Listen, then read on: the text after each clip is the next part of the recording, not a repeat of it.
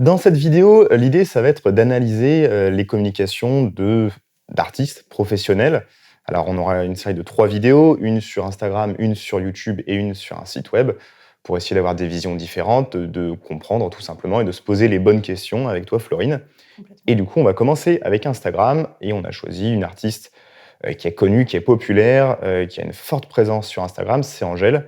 Et donc l'idée, c'est qu'on fasse ensemble le tour de son feed Insta et que tu réagisses un petit peu, sur ton œil et ton point de vue, en tout cas de communicante, sur ce profil. Absolument.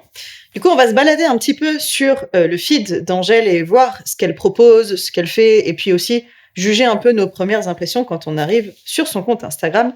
Alors effectivement, Angèle a un compte hyper actif, elle a 3,4 millions d'abonnés, elle publie relativement pas mal puisqu'elle est déjà aujourd'hui à 622 publications, donc on est sur un bon score. Sa bio est efficace, de toute façon, Angèle, on sait qui c'est, on a la certification du compte, on sait que c'est une artiste. Ici, actuellement, dans sa bio, elle met en avant son nouvel album et puis son Linktree, enfin, plutôt son beacon, ce qu'on va aller voir tout à l'heure. On voit aussi toutes ses stories à la une, c'est hyper bien foutu et puis en plus de ça, c'est complet puisque on arrive à avoir en un coup d'œil euh, un peu son univers, ce qu'elle fait, ce qu'elle aime garder surtout et ce qu'elle a envie de proposer à de nouveaux abonnés, de nouveaux utilisateurs qui arriveraient sur son compte. Et puis quand on se balade sur son feed, alors effectivement, elle est très présente physiquement. On a quasiment exclusivement que des photos d'elle, des photos évidemment bien différentes et aussi dans des situations très différentes, ce qui nous permet aussi de voir un petit peu qui elle est, de sentir son univers, d'essayer de comprendre ce qu'elle propose et puis de voir aussi les sujets qu'elle aborde. Donc c'est vrai que de but en blanc, si on la voit quasiment exclusivement sur les photos, on a du mal à un petit peu comprendre où est-ce qu'on va. Mais comme on la voit en situation, sur des moments ou dans des endroits assez particuliers, on arrive quand même à se faire un avis. On voit aussi que, naturellement, comme tous les artistes, elle met en avant ses albums, elle met en avant aussi ses parutions dans les médias, ce qui est hyper important pour un artiste aujourd'hui. Et puis parfois, elle met en avant aussi des choses de sa vie personnelle, ce qu'elle peut faire aussi avec d'autres artistes, des partenaires, des collaborateurs. Donc on est quand même sur un compte Instagram relativement riche. Au niveau des formats, pardon, elle les exploite relativement tous bien, puisqu'on a de la publication classique, on a de la publication en carrousel comme celle-ci. On va pouvoir se balader du coup sur plusieurs photos. On a des Reels, on a de la vidéo IGTV. Hop, si on va se balader par exemple dans ces vidéos.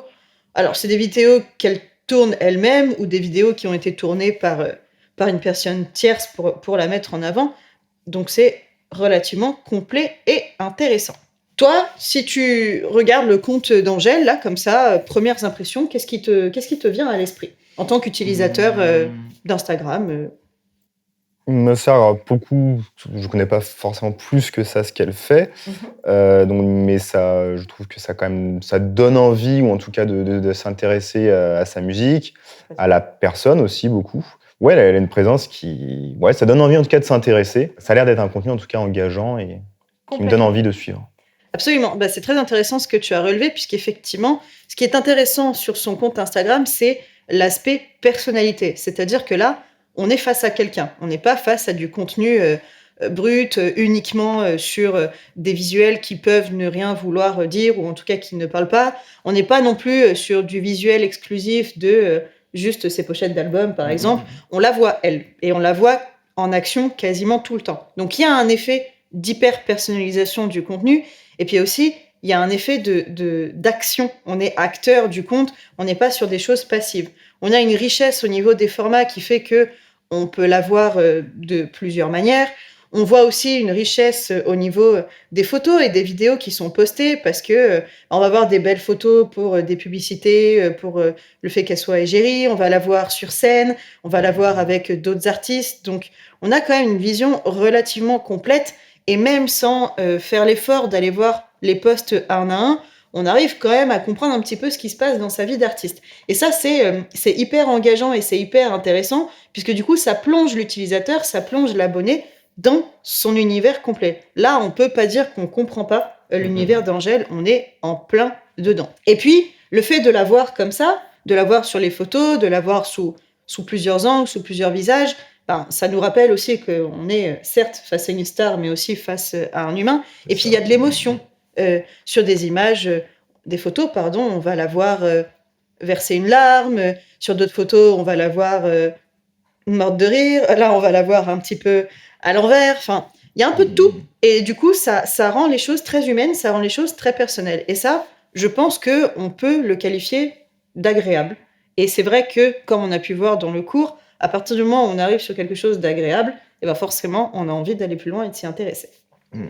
Ouais, c'est ça. Tu vois, l'impression que ça fait pas vitrine, en tout cas boutique en ligne, où juste on nous vend une artiste, une musique. Là, effectivement, là, on vend une personne et on met en avant une personne qui a manifestement beaucoup de choses à dire.